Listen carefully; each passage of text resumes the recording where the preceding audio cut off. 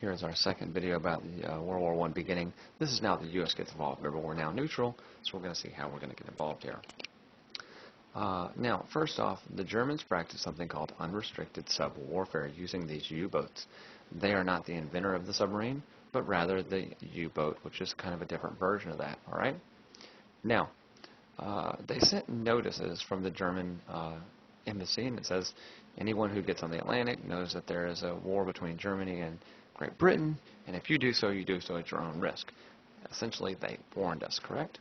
So, if we get on any type of boat that's flying the British flag, we understand that things are going to get nasty, right?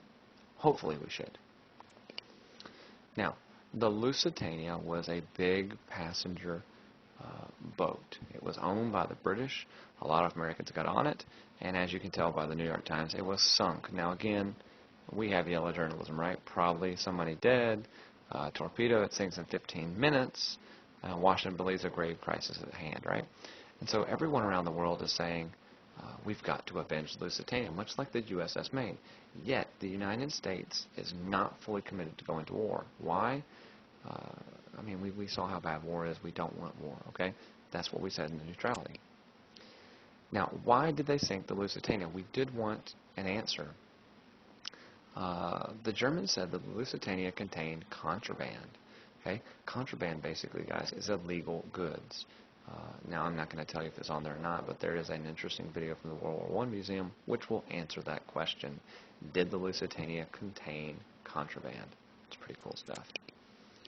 Now, two other boats that were owned by the British and the French, respectively, along with Americans on board, the Sussex and the Arabic, were sunk.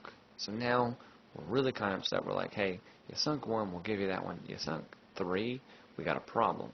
So we make the Germans sign the Sussex Pledge. Now, the Sussex Pledge is now restricted warfare.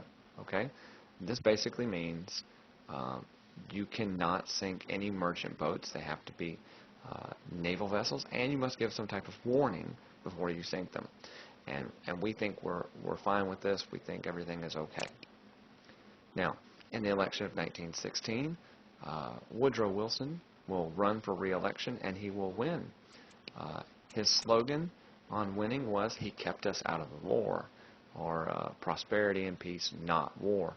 And so he's going to use that to his advantage, okay? However, only a few short months after he's re-elected, we enter the war. So we have that restricted warfare promise in there. Now, the Germans knew that the Mexicans, remember that, with the whole Mexican Revolution we got involved with in Tampico incident, they knew the Mexicans might have a little bit of beef with America. So there was a secret note called the Zimmermann Note, Zimmermann Telegraph, and it was supposed to go from the Germans to the Mexicans. However, the English intercepted it, and they held on to it, and then they're going to give it to us in 1916, 1917, in that range. Okay? Basically, the note said, make war with us, make peace with us. If you help us get rid of the Americans, we'll give you back the lands that was ceded. Remember that area of California, Nevada, etc. However, the Mexicans never got this. Now, would they have taken them up on this offer? Probably. Remember, there was a lot of tension there that we already covered in America becoming a world power. Still, there's no war. The last straw to get us involved, besides the Zimmermann Telegraph, is Germany went back on their word.